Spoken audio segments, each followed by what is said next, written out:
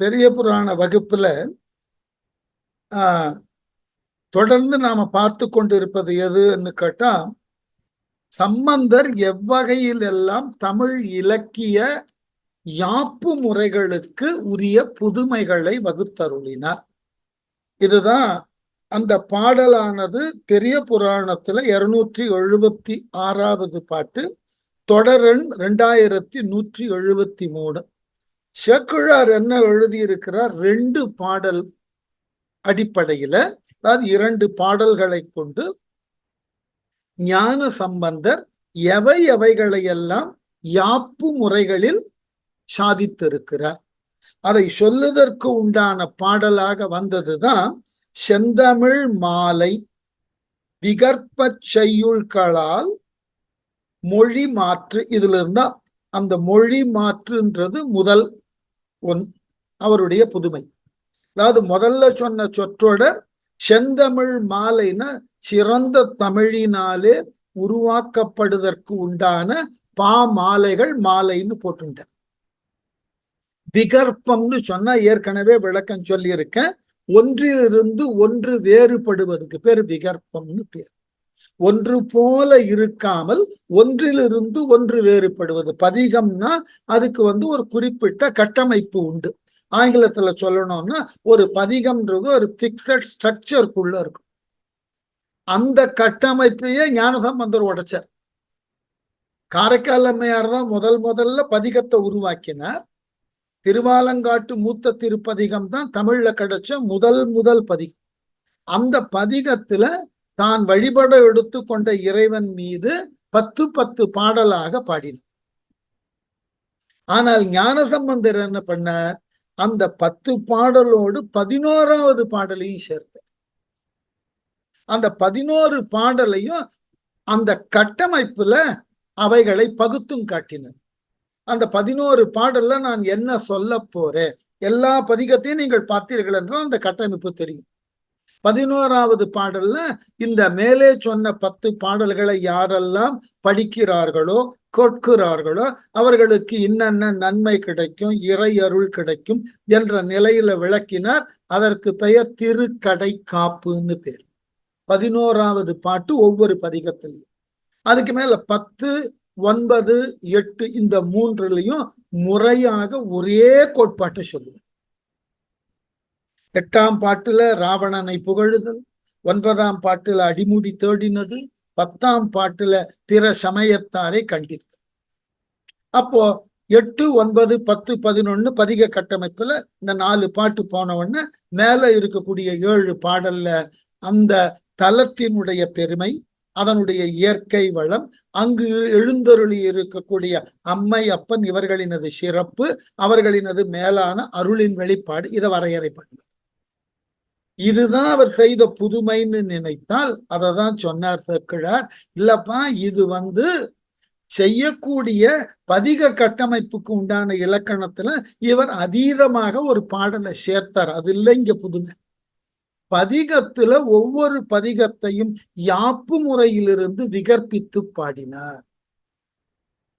பதிக கட்டமைப்பு இருக்கு, ஆனா ஒவ்வொரு பாட்டும் ஒன்று போல இல்லாமல் ஒன்றிலிருந்து ஒன்று வேறுபடக்கூடிய அளவுல யாப்பு நெறிகளை மாற்றினார். இது ஒரு பெரிய சாதனை. நான் பல முறை சொல்லியிருக்கேன் நம்முடைய வகுப்புல, சம்பந்தரினுடைய இறை ஆளுமையோ அல்லது இறைவன் அவருக்கு செய்த அற்புதங்கள் அதெல்லாம் 2ஆம் பட்சம். ஆனால் அவைகளுக்கு எல்லாம் சான்றும் கிடையாது. அவைகளை எல்லாம் நம்பக்கூடிய அளவில் ஏற்றுக்கொள்ளலாம். ஆனால் இதையெல்லாம் சான்றுகளோடு இன்று வரைக்கும் இருக்கு இந்த விகற்பமாக பாடப்பட்ட செய்யுள்கள். அததான் சொல்றார். செய்யுள்களாம் என்னென்ன விகற்பம்? 1 மொழி மாற்று, வந்த சொல் சீர் மாலை மாற்று, வழிமொழி எல்லா மடக்கும், சந்தம் இயமகம் ஏகபாதம். யமகம் என்பத இயமகம்னு சொல்லி பழகிட்டோம் தமிழ் மரபுல. ஆகவே யமகம், ஏகபாதம், தமிழ் இருக்கு குரல், சாத்தி எந்தை எழுக்கூற்று இருக்கை, ஈரடி வைப்பு.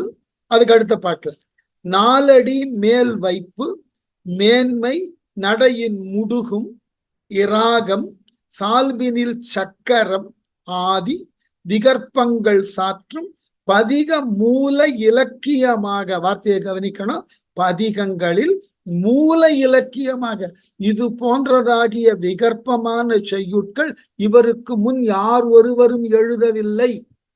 ஆகவே இந்த யாப்பு முறைகளுக்கு இவரே மூலம். இது போன்றதாகிய இலக்கிய யாப்பு முறைகள் அவருக்கு முன்பு இருந்த இலக்கியங்கள்ல, சங்க இலக்கியங்கள்ல, காப்பிய இலக்கியங்கள்ல யார் ஒருவரும் தொடவில்லை, யார் ஒருவராலும் எழுதப்படவில்லை. அப்படிப்பட்ட பல இலக்கிய யாப்புகளுக்கு இவர் முன்னோடியாக, அந்த வார்த்தையை போடுறதுக்கு தான் மூல இலக்கியமாக, இதுதான் ஃபர்ஸ்ட் அண்ட் த ஃபோர்மோஸ்ட். இது சம்பந்தரினுடைய தனிப்பட்ட வெற்றி. இதற்கு இணையாக வேற எதையுமே சொல்ல முடியாது. என்ன வேடிக்கைன்னா, தொடக்க காலத்துல 4 வகை பா இருந்து, இந்த 4 வகை பாக்களுக்கு 3 வகைமைகள் இருந்து, விருத்தம், துறை, தாழிசைன்னு இருந்து 4 3 12ன்னு ஆகி, இந்த 12க்குள்ள அடிய கூட்டுறது குறைக்கிறது, சீரை கூட்டுறது குறைக்கிறதுன்னு தான் பாட்டு எழுதினார்களே ஒழிய புதியதாகிய வடிவத்தை யாரும் கொண்டு வந்து கொடுக்கல. அதுதான் பெரிய சிறப்பு. ஸ்ட்ரக்சரை புதுசா புகுத்தணும். கட்டப்பட்ட வீட்டுக்குள்ள எனக்கு வெள்ளை வண்ணம் பிடிச்சிருக்கு, ஒருத்தருக்கு நீல வண்ணம் பிடிச்சிருக்கு, வண்ணங்களை மாத்தி மாத்தி அடிக்கிறது புதுமையே கிடையாது. மாறாக அந்த வீட்டினுடைய கட்டமைப்பையே மாற்றுதல்னு இருக்கு பாருங்க, அதுதான் பெரிய விஷயம். அதனுக்கு உண்டான ஒரு அழகான ஒரு வாய்ப்பை உருவாக்கினவர் சம்பந்தர். ஆனா என்ன ஒரு வருத்தம், அவரால் உருவாக்கப்பட்ட அந்த வாய்ப்பு தமிழ்ல பல புதுமைகளை பல காலம் தோற்றுவிப்பதற்கு அடிப்படையாக இருக்கும்னு தான் அவர் உருவாக்கினார். ஆனா பின்னாடி வந்த புலவர்கள் எல்லாம் என்ன பண்ணிட்டார், இவர் என்னெல்லாம் புதுமையான யாப்பு முறையை கையாண்டாரோ அதே யாப்பு முறையில பாட்டு எழுத ஆரம்பிச்சிட்டார். எது வரைக்கும்? பாரதி வாழ்ந்த வரைக்கும். அதனால்தான் பாரதிக்கு கடுமையான கோபம். என்ன சொன்னார், ஒரு அந்தாதி பார்த்து மற்றொரு அந்தாதி பாடுவதுல என்ன பெருமை, ஒரு கலம்பகம் பார்த்து மற்றொரு கலம்பகம் பாடுவதுல என்ன பெருமை, நீ கவிதையை நடைமுறை தேவைக்கு ஏற்றாற் போல புதுமையாக பாடப்பட வேண்டும் ஒரு சித்தாந்தம் வேண்டாமான்னு கேட்டார். அதனாலதான் தன் கவிதைக்கு அவர் சொல்லும் போது சொல் புதிது, என் கவிதையில கையாளக்கூடிய சொல் புதிது சொல்லிட்டு அவரே விளக்கம் கொடுத்தார். என் கவிதைகள் சோதி மிக்க நவ கவிதை. நவம்னா புதுமைன்னு அர்த்தம். 9ன்ற பொருள் இல்ல, நவம்னா புதுமை. நவயுகம்னு சொல்றோம் இல்லையா, அந்த புதுமை என் கவிதையில் புதுமை இருக்குன்னார். அது உண்மை. சம்பந்தருக்கு அப்புறம் கவி உலகத்துல பல புதிய மாற்றங்களை பாடு பொருளிலும் கட்டமைப்பிலும் உருவாக்கணும்னு பாடுபட்டவர் யாருன்னா பாருங்க. ரொம்ப வேடிக்கை பாருங்க. நான் ரொம்ப ரசனையா கூட சொல்லுவேன். 2 பேரும் ரொம்ப குறுகிய காலத்திலே மறைஞ்சுட்டா, செய்யறதெல்லாம் செஞ்சுட்டு. 3 வயதுல பாட ஆரம்பிச்ச சம்பந்தர் 16 வயசுல போய் சேர்ந்துட்டார். 9 வயசுல பாட ஆரம்பிச்ச பாரதி 33 வயசுல போய் சேர்ந்துட்டார். இதுதான் ப்ராப்ளம். அதனால இந்த கவி யாப்பு முறைகள்ல இருக்கக்கூடிய புதுமை, அததான் நான் முதல்ல பார்த்தது. எது பார்த்தோம்னா மொழி மாற்று பார்த்தோம், சீர் மாலை மாற்று பார்த்தோம், வழிமொழி, அடுத்தது மடக்கு.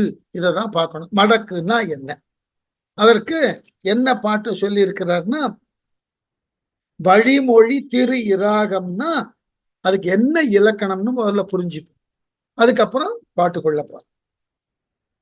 இந்த இராகம்னு சொல்லக்கூடியத அந்த ராகம்னு படிக்க கூடாது, அதை படிக்கிறது திரு இராகம்னு படிக்கணும். ராகம் வேற இராகம் வேற புரிஞ்சுக்கணும். ஏன்னா இங்க இருக்கிற சிக்கல் அதுதான். அந்த இராகம்ன்றது தமிழ்ச்சொல், ராகம் என்பது தமிழ்ச்சொல் அல்ல. இராகத்துக்கு பொருள் வேற, ராகத்துக்கு பொருள் வேற. இவர் கையாண்டது இராகம். இது யாப்பு வடிவத்துல ஒன்று.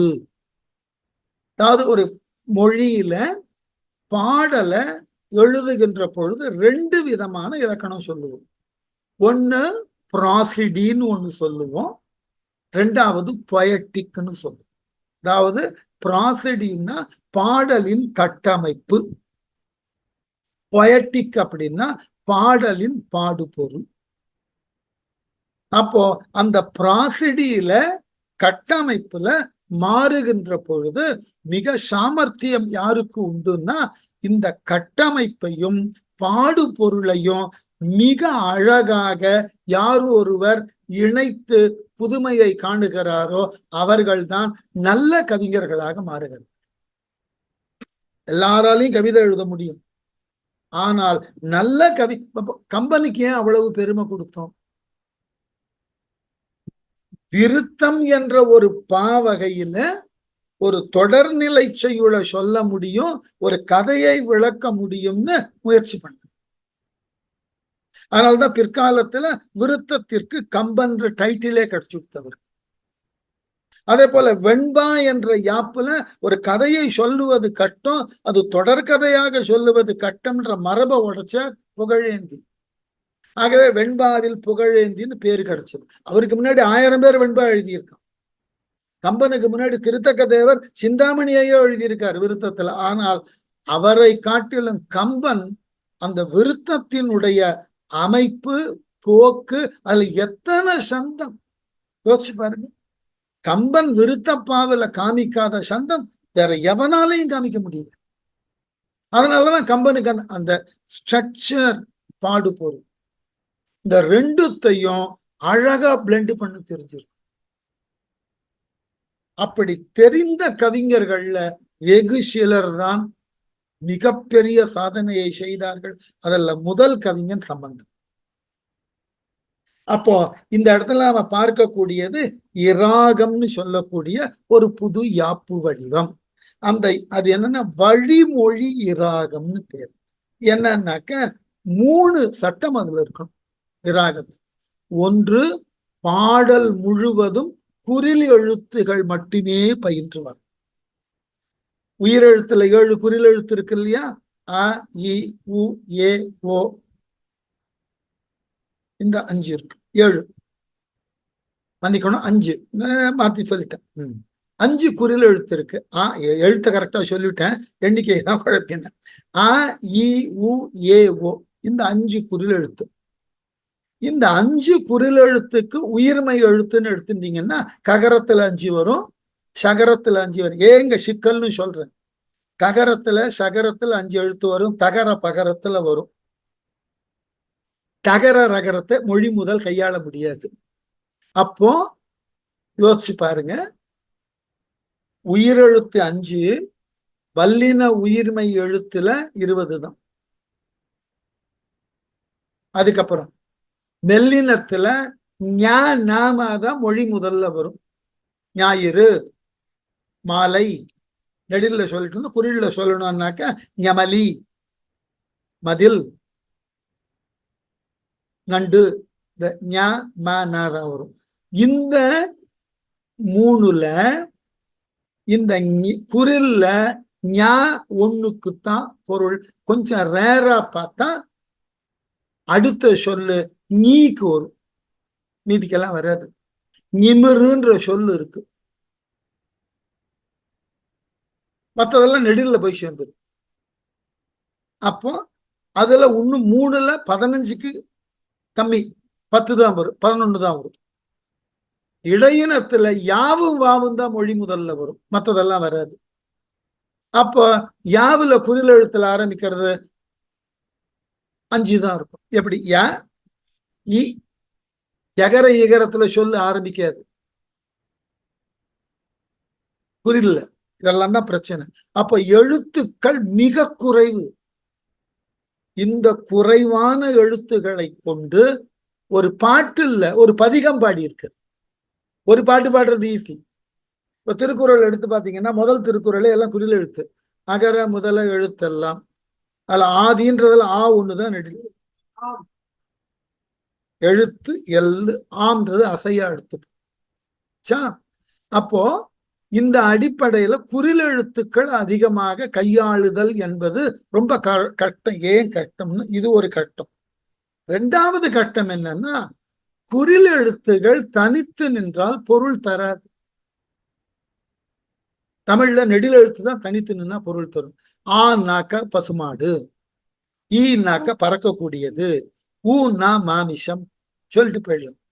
ஆ அப்படின்னாக்க அப்படின்னு அதுக்கு பொருள் கிடையாது, அது எழுத்து தான். அப்போ இந்த குறில் எழுத்துக்கள் தனித்து நின்னா பொருள் தராது. மற்றைய உயிர்மை எழுத்துக்கள்னால் இத்தனை அளவுக்கு உண்டான எழுத்துக்கள் தான் வருன்றது அளவு. அப்போ உங்களினுடைய சொல் பயிற்சி எவ்வளவு இருக்கணும்னு பாருங்க.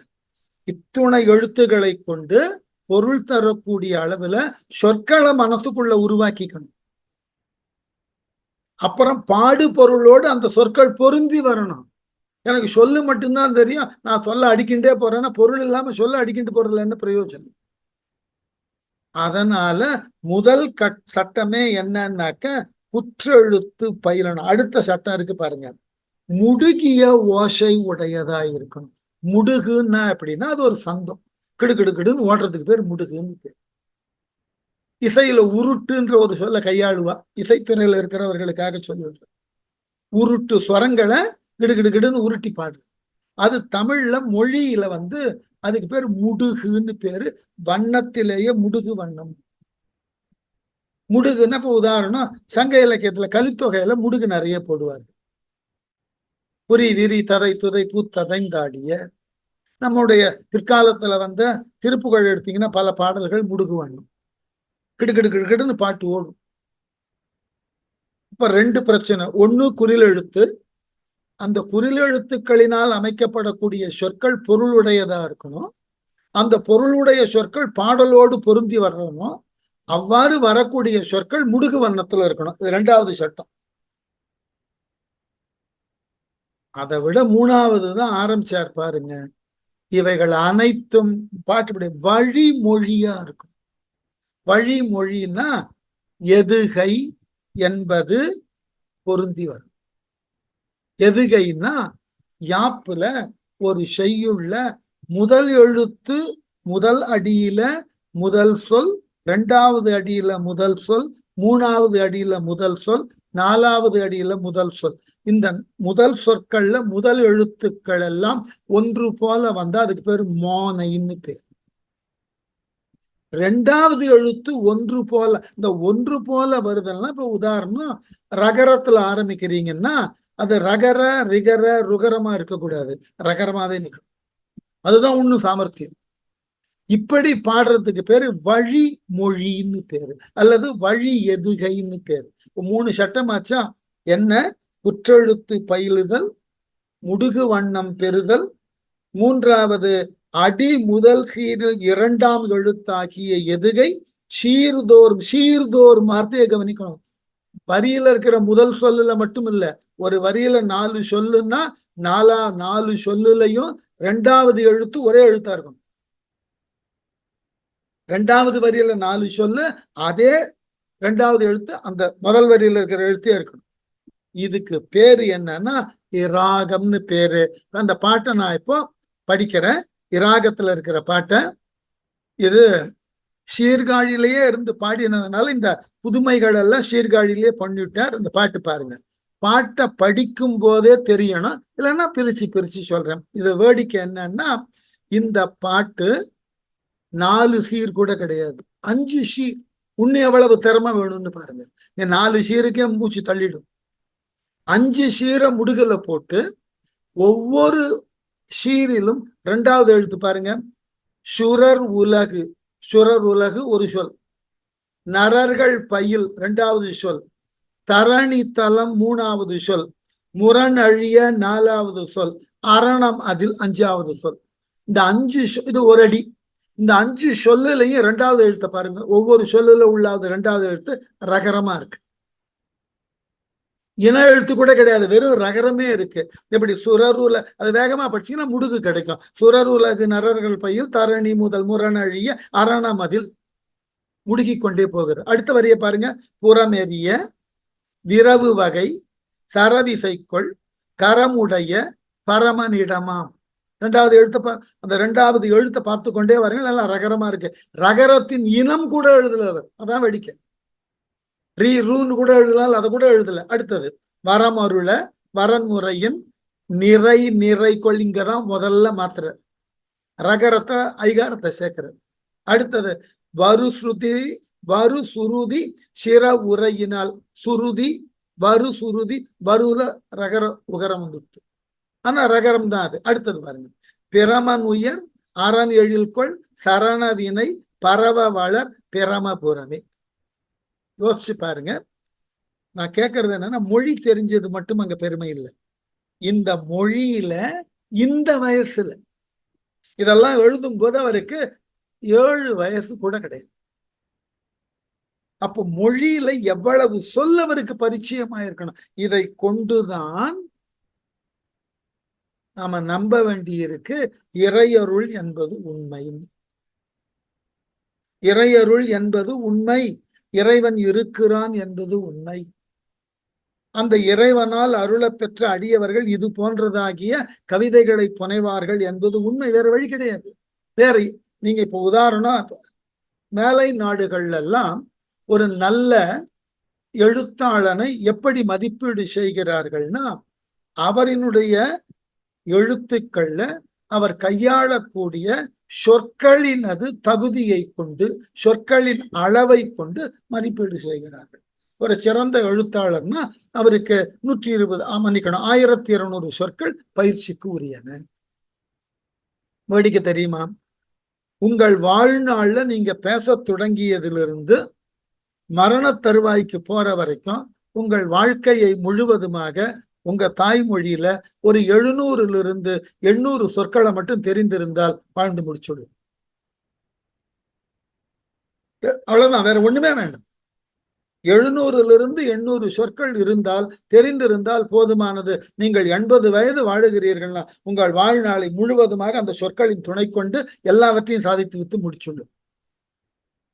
கவிஞர்களுடைய கவிதைகளை பார்த்தீங்கன்னா, பல கவிஞர்களுடைய கவிதைகள் எடுத்து சொற்களை கன்கார்டன்ஸ் கொடுத்தீங்கன்னா, சொல்ல அடைவுன்னு பேரு தமிழ்ல, ஆங்கிலத்துல கன்கார்டன்ஸ் கொடுத்தீங்கன்னா முடிஞ்சு போச்சு. அவருக்கு எவ்வளவு சொல்லு தெரிஞ்சிருக்கும் தெரிஞ்சிருக்கும். அதுதான் அதை கொண்டு அவ்வளவு கவிதையை படிச்சிருக்கார். காரணம் 700 சொல்ல கொண்டு எவ்வளவு காவியத்தை வேணாலும் படைக்கலாம், அவ்வளவுதான் நமக்கு தேவை. ஆனால் இந்த 700 சொல்ல நீங்க உங்க வாழ்க்கையில முயன்று பெறுதற்கு குறைஞ்சது 20 வருஷம் ஆகும். குறைஞ்சது எப்ப மொழிய பேச தெரிந்ததிலிருந்து 20 வருஷம் ஆகும். அப்ப நீங்க மொழியை 5 வருடத்துல நல்லா பேசுவதாக வைத்துக் கொள்ளும். 15 வருடம் இந்த மொழியோடு உங்களுக்கு பழக்கம் இருந்தால்தான் இந்த 800 சொற்கள் உங்களுக்கு பழக்கமாகும். சம்பந்தர் இந்த பாடலை எழுதும் போது வயது என்ன? இந்த இலக்கண யாப்பு முறையிலிருந்து பிறழாமல் இத்துணை அழகான சொற்களை கொண்டு ஒரு பொருள் பொதிந்த, அதுவும் பரமனது அருளை பெறக்கூடிய அளவுல ஒரு அழகான பதிக. இந்த மாதிரி திருவிராகம் பாடு 1 2 அல்ல, பல பாடி இருக்காரு. நான் இப்ப ஒரு மேற்கோளாக ஒரு சீர்காழி பதிகத்தை காமிச்சேன்.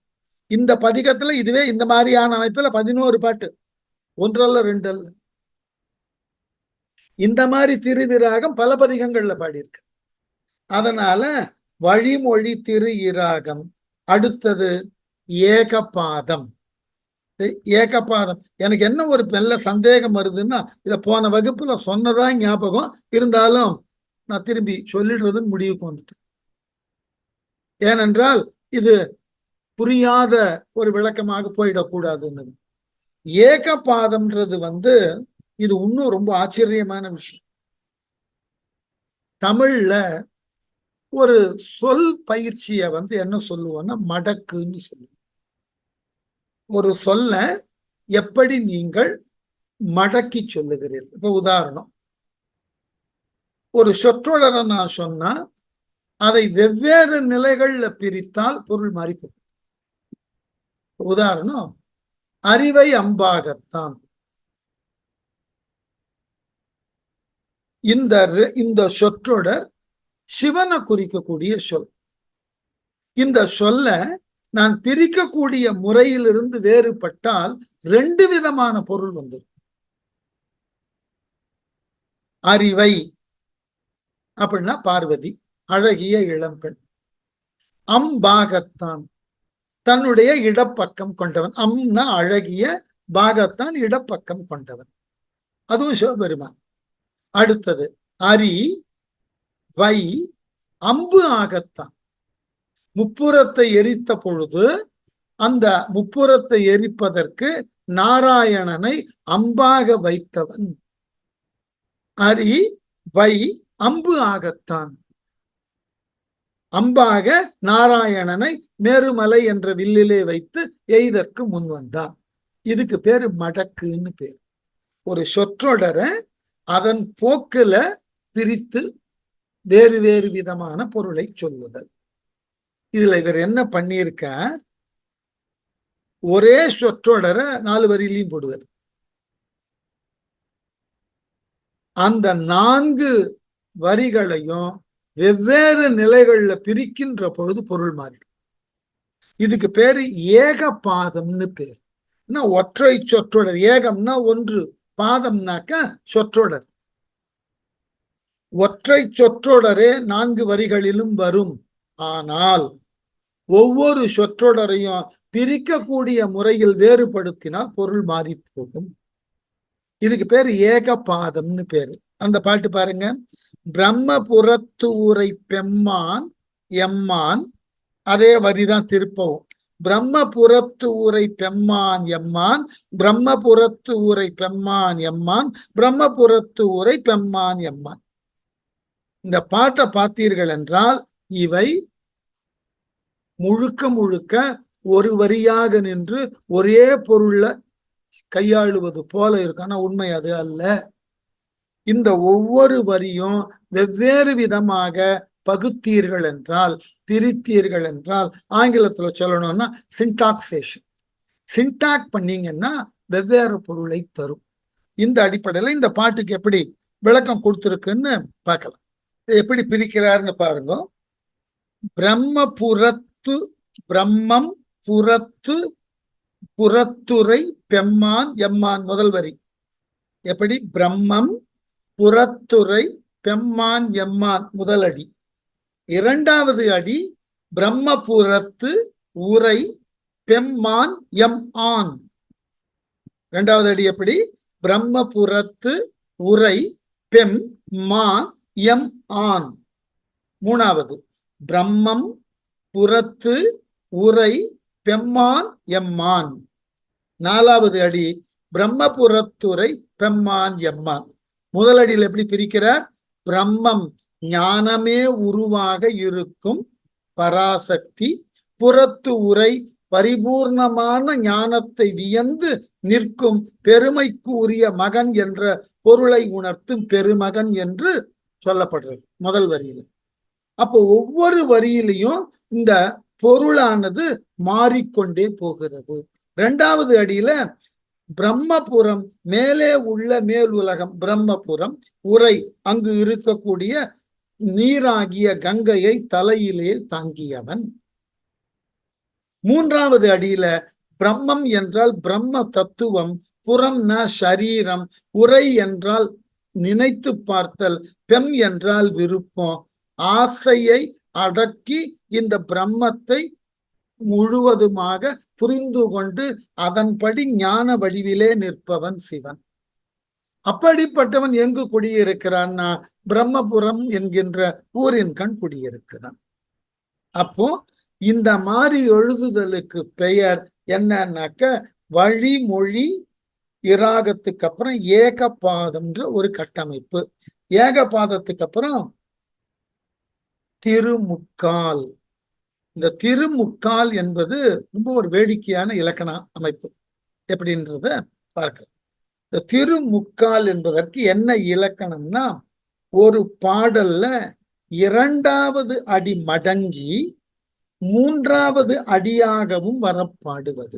உதாரணம், ஒரு பாடல்ல 4 சீர் இருக்கு. ஒரு வரிக்கு, ஒரு வரியில 4 சொல்ல போட்டுட்டோம். 2வது வரியில அதே போல 4 சொல்ல போட்டுடும். அந்த 2வது அடியில போட்ட 4 சொல்ல திருப்பி மடக்கி 3வது அடியாக காண்பித்து அதுக்கப்புறம் 4வது அடியை பாடுறது. அப்போ நடுவுல இருந்த 2 அடி, 2வது அடியும் 3வது அடியும் ஒரே போல இருப்பதனால இதுக்கு பேரு முக்கால்னு பேர். 4 அடியா இருந்தா முழுசு, 2 அடி 3 அடி இந்த ரெண்டுமே ஒன்றாக இருப்பதனால அப்ப மொத்தமே 3ஆகத்தான் இருக்கணும். ஆனா அந்த 3ஆ இருக்கக்கூடிய அடிய 2வது அடியை திருப்பி பாடினதுனால இது முக்கால்னு பேர். இது நமக்கு முதல்ல எங்க என்ட்ரி கிடைக்கிறதுன்னு யாருக்கான தெரியுமான்னா கொஞ்சம் யோசித்து பாருங்கள், தெரியும். நாம படிச்ச சிலப்பதிகாரத்துல காணல் வரியில இது வரும். நாம படித்த சிலப்பதிகாரத்து காணல் வரியில இது இருக்கு. ஞாபகம் இருக்கான காணல் வரியினுடைய பாட்டு ஞாபகம் இருக்கா? முதல் காணல் வரி ஆற்று வரி. திங்கள் மாலை வெண்குடையான் புலவா செங்கோல் அது ஓச்சி கங்கை தன்னை புலர்ந்தாலும் புலவாதொழிதல் கயற்கண்ணாய். கங்கை தன்னை புணர்ந்தாலும் புலவாதொழிதல் கயற்கண்ணாய் மண்ணும் மாதர் கற்பென்றறிந்தேன் வாழி காவேரி. இந்த 4 வரி பாட்டுல 2வது வரியும் 3வது வரியும் பாருங்க, ஒரே வரி. ஒரு காலத்துல இது வரிப்பாட்டுன்னு பேர் வச்சிருந்தாங்க. சிலப்பதிகாரத்துல அந்த மாதிரி வரிப்பாட்டு அந்த காணல் வரியில பல இடங்கள்ல வரும். அப்ப இதுக்கு பேரு வரிப்பாட்டுன்னு பேரு. ஏன்னா இது ஒரு ஃபோக் மீட்டர். கிராமங்கள்ல எல்லாம் நீங்க போயிட்டு பாடலை கேட்டீங்கன்னா ஏதாவது ஒரு கண்டினியூட்டிக்கு முன்பாடின வரிய ரிப்பீட் பண்ணுவாங்க. அதுக்கு கம்பன்லயே ஒரு மேற்கோள் உண்டு. ரொம்ப அழகான மேற்கோள் சொல்லுவார், கம்பன் வாழ்க்கையில நடந்ததாக. ஒரு முறை கம்பன் மாலை நேரத்தில் அப்படி உலா போய் கொண்டிருக்கிறார். அவருக்கு ரொம்ப பிடிக்கும் அது. இதெல்லாம் சொல்ல கல்விதான், அதுக்கெல்லாம் சான்றெல்லாம் கிடையாது. உலா போய் கொண்டிருக்கிறார். அப்போ இந்த ஆற்றுல இருந்து நீரை ஏற்றம் போட்டு இறைத்து கொண்டிருக்கிறார்கள். அந்த ஏற்றம் போட்டு இறைக்கின்ற பொழுது இந்த ஏற்றத்திற்கு 2 ஆட்கள் தேவை. ஒன்று ஏற்ற கால்ல ஒருத்தன் குறுக்கு நெடுக்குமா நடக்கணும். அந்த ஏற்றத்தினுக்கு உள்ளான அந்த சால்னு இருக்கும், நீரை முகக்கக்கூடிய பொருள், அதுல நீரை முகந்து ஊத்தணும். அப்ப என்ன பண்ணுவான், ஏற்ற கால்ல இருக்கிறவன் ஒரு பாட்டோட வரிய பாடுவான். அதற்கு உண்டான அடுத்த வரிய சாலை அரைச்சு ஊத்துறவன் பாடுவான். 3வது அடிய ஏற்ற கால்ல இருக்கிறவன் பாடுவான். 4வது அடிய கீழே இருக்கிறவன் பாடுவான். இதுக்கு ஏற்ற பாட்டுன்னு பேர். இது முழுக்க முழுக்க முக்கால் தான். அது ஒரு அழகான பழைய பாட்டு உண்டு, கம்பன் காலத்தில் சொன்னதாக சொல்லுகிறார்கள்.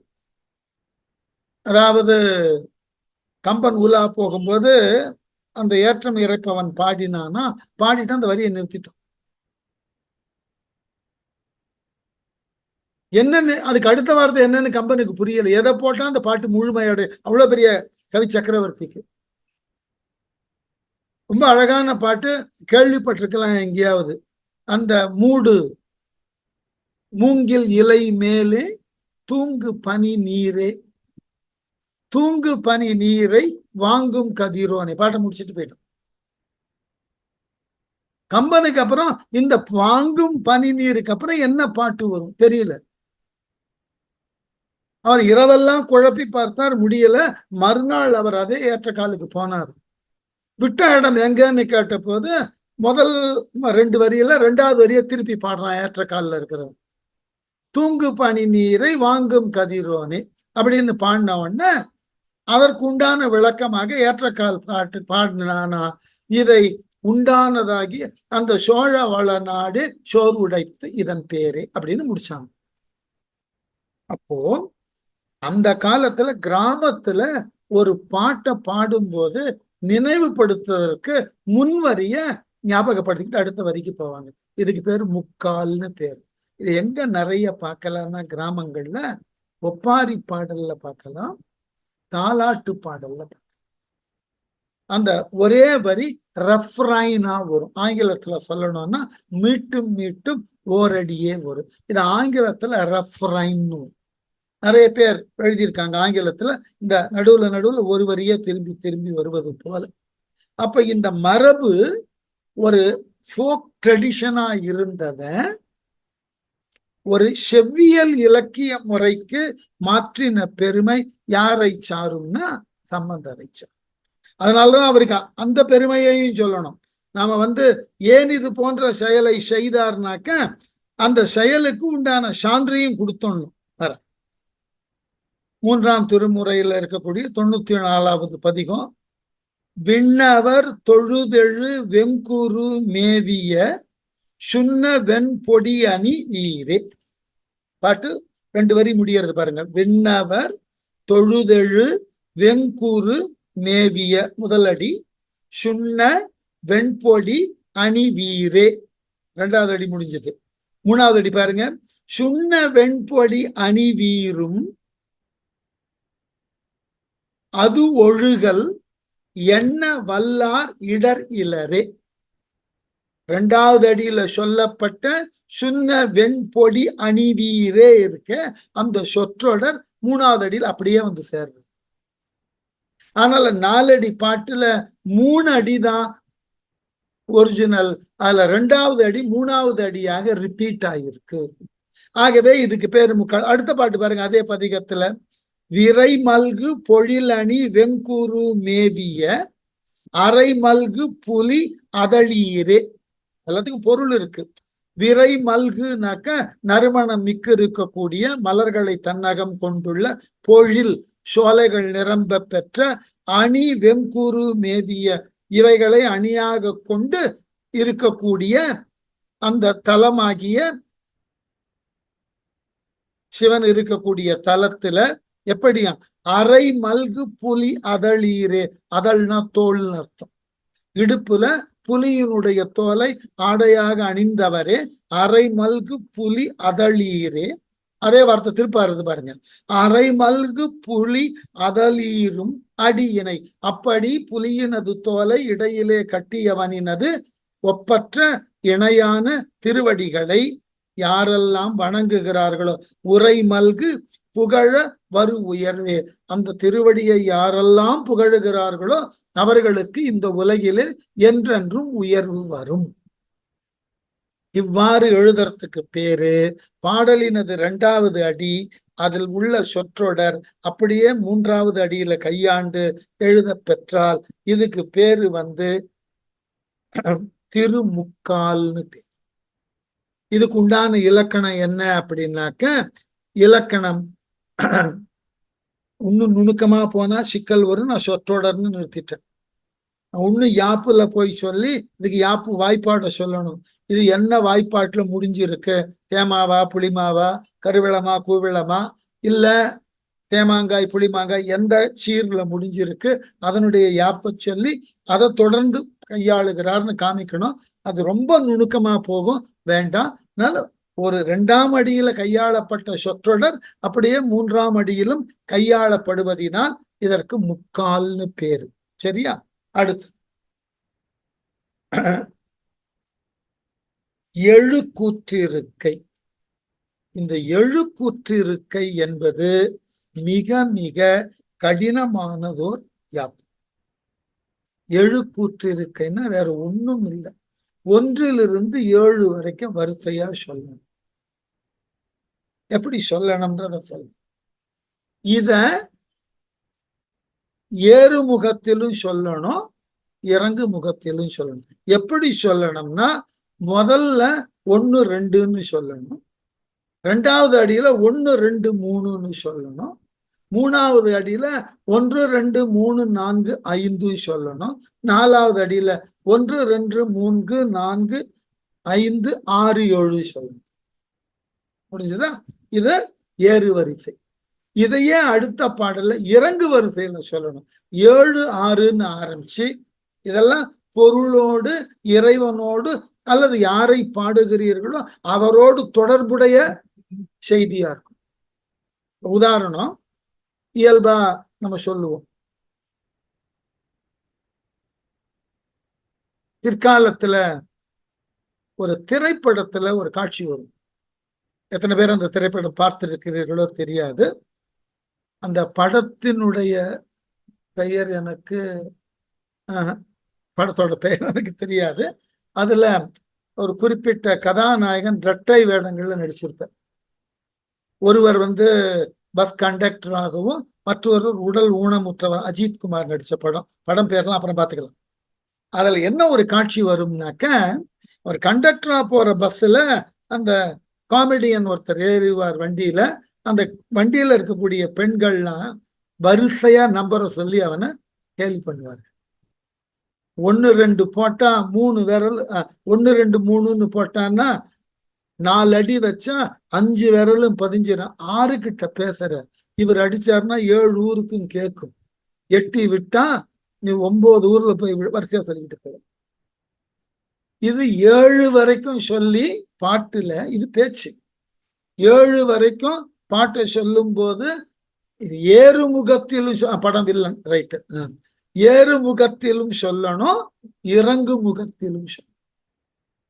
அந்த பாடுல அந்த சொல்லுகின்ற பொழுது அவைகளுக்கு பொருள் இருக்கணும். இப்போ உதாரணம் பார்த்தீங்கன்னா, அந்தணர் யார் அப்படின்னு கேட்டதுக்கு திருநாவுக்கரசர் ஒரு பாட்டில் எழுதுவார். எப்படின்னா, ஒன்றாய் இரு பிறப்பாளனாய் முத்தி வளர்த்து நால்வேத பொருள் உணர்ந்து ஐம்புலனை அடக்கி அப்படின்னு பாடி சொல்லிட்டு போவார். அப்போ அவன் ஏக்கம் பிரம்மம்னு உணரணும். ஒன்று. இரு பிறப்பு, இவனுக்கு 2 பிறப்பு. தாய் வயிற்றிலிருந்து வந்த ஊனம், பூணூல் அணிவதினால் வந்த ஞான பிறப்பு, இரு பிறப்பு. முத்தி வளர்க்கணும். ஆகவனியம், காரிகபத்தியம், தட்சிணானியம்னு 3 தீய வளர்க்கணும். 4 வேதம், 4 வேதங்களை புரிந்திருக்கணும். 5 புலன் அடக்கணும். 5 ஆண்டுன்னு எழுதுவோம். அப்போ இதுக்கெல்லாம் ஏறுமுகமாக சொல்றோம். நம்ம இந்த ஒண்ணுத்துக்கு சொல்லிவிடலாம். ஒவ்வொரு பாட்டிலையும் இப்படி ஏறுமுகமா பொருத்தமா சொல்லணும். நம்ம 1 2ன்னு எண்ணும் போது ஏதாவது ஒரு பாட்டுல 1க்கு ஒரு பொருள் சொல்லிட்டோம்னா அதே பொருள் அடுத்த பாட்டுல கையாளக்கூடாது. அடுத்த சிக்கல். இப்போ அந்த பாட்டுக்கு ஒரு மேற்கோள் காமிக்கிறேன். பாட்டு பாருங்க. கூற்று இருக்கையில ஓருரு ஆயினை ஒண்ணு வந்துட்டா, மானம் ஆங்காரத்து ஈரியல்பாய் ஒரு விண்முதல் பூதலம் ஒன்றிய இருசுடர் உம்பர்கள் பிறவும் படைத்து அழித்து அழிப்ப மும்மூர்த்திகள் ஆயினை. 1 2 3 ஆச்சா. இருவரோடு ஒருவனாகி நின்றனை ஓரால் நீழல் ஒன்கழல் இரண்டும் முப்பொழுது ஏத்திய 4வர்க்கு ஒளிநெறி. 4 வந்துட்டதா. ஒளிநெறி காட்டினை நாட்ட 3ஆக கோட்டினை. 4க்கு அப்புறம் திருப்பி 3 இறங்கு முகத்துல வருது பாருங்க. கோட்டினை திருப்பி 2 வரும் பாருங்க. இரு நதி அரவமோடு ஒரு மதி சூடினை இறங்கு முகத்துல வந்துவிட்டது.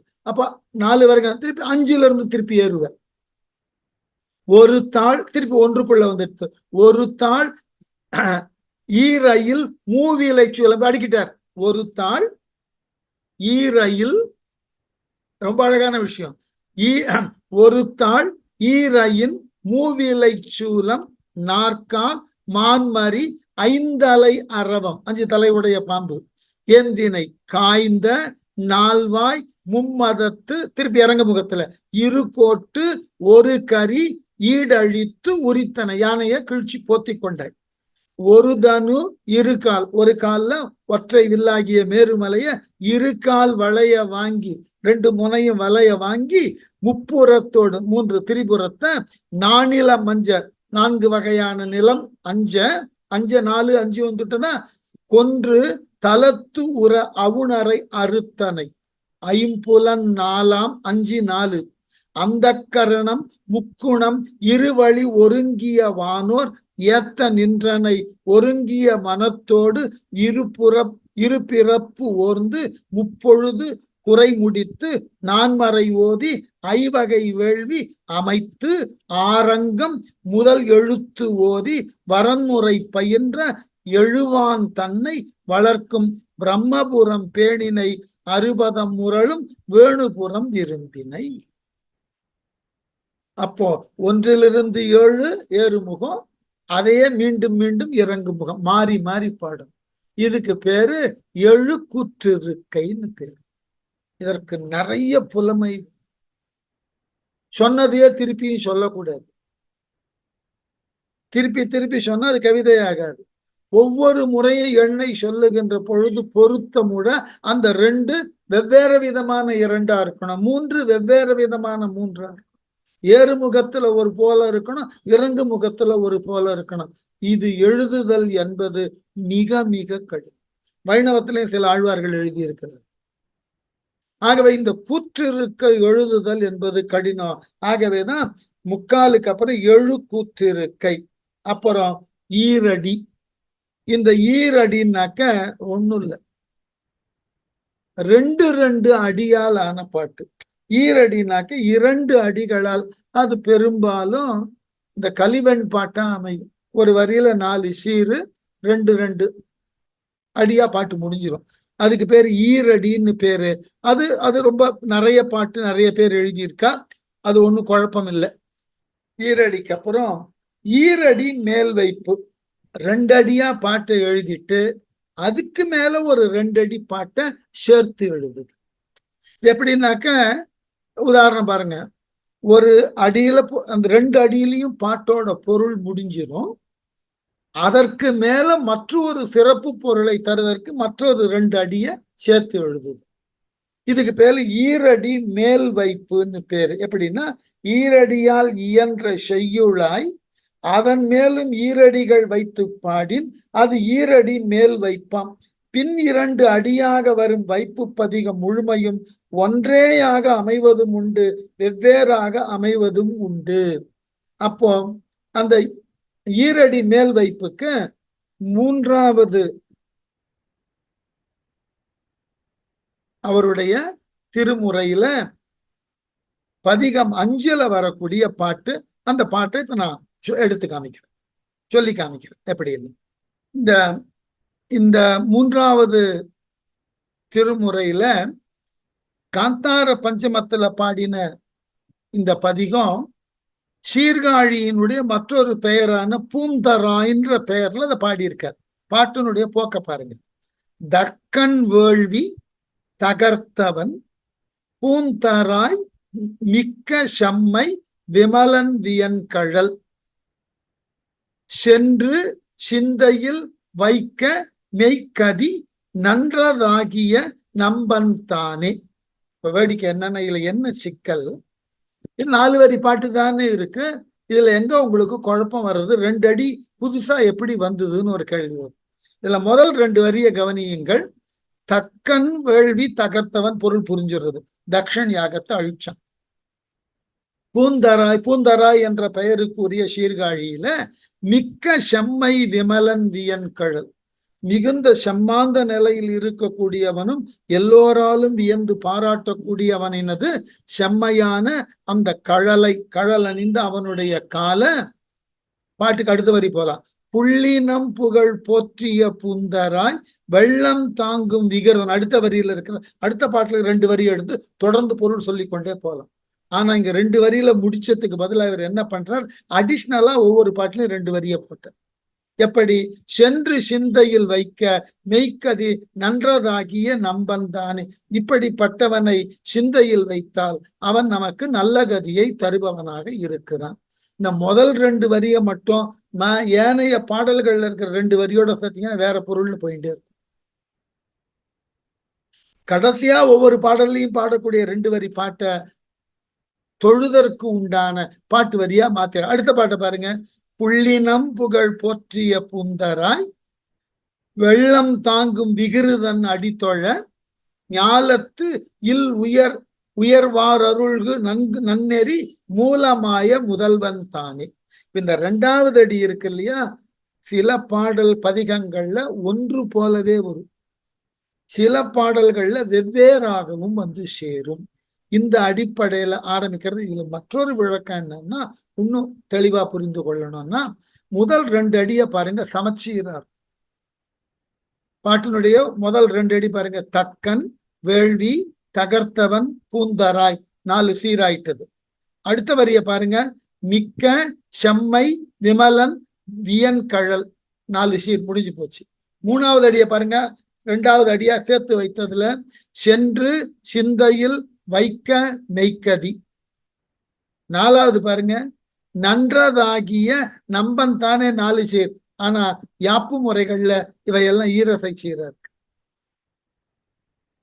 இந்த அடிப்படையில அந்த யாப்பு முறைக்கு ஒரு புதிய மாற்றத்தை கொடுத்த பெருமை இவரை சாரும். இதுக்கு மேல ஈரடி மேல் வைப்புன்னு பேரு. இன்றைக்கு இதோட நிறுத்துவோம். ஏன்னா இவ்வளவு படிச்சது ஃபுல்லா யாப்பு. இன்னும் ஒரு 8 விதமான புதிய யாப்புகளையும் இவர் விளக்கினார்னு அடுத்த பதிகம், அடுத்த பாட்டு. 4 அடி மேல் வைப்பு மேன்மை நடையின் முடுகும் இராகம் சால்பினில் சக்கரம் ஆதி விகற்பங்கள் சாற்றும் பதிக மூல இலக்கியமாக எல்லா பொருள்களும் முற்ற ஞாலத்து உயர் காழியாரை பாடினார் ஞான சம்பந்தர் என்ற இந்த பாட்டுல இன்னும் 8 விதமான யாப்பு முறைகளுக்கு விளக்கம் தரணும். இத அடுத்த வகுப்பில் அந்த இலக்கணத்திலிருந்து தொடருவோம். சரியா? நன்றி.